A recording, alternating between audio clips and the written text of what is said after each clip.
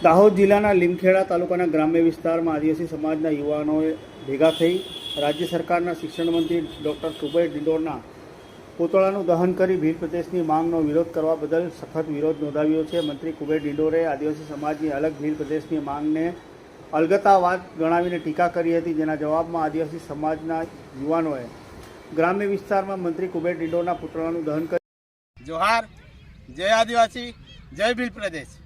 રાજ્ય કક્ષાના મંત્રી શ્રી કુબેરભાઈ ડિંડોર દ્વારા આદિવાસીઓની માંગ એવી ભીલ પ્રદેશનો વિરોધ કરવામાં આવ્યો હતો, જેથી આજરોજ અમે આદિવાસી સમાજના યુવાઓ દ્વારા આ રાજ્ય કક્ષાના મંત્રી કુબેરભાઈ ડિંડોરનું પૂતળું દહન કરીને એમનો વિરોધ કર્યો છે.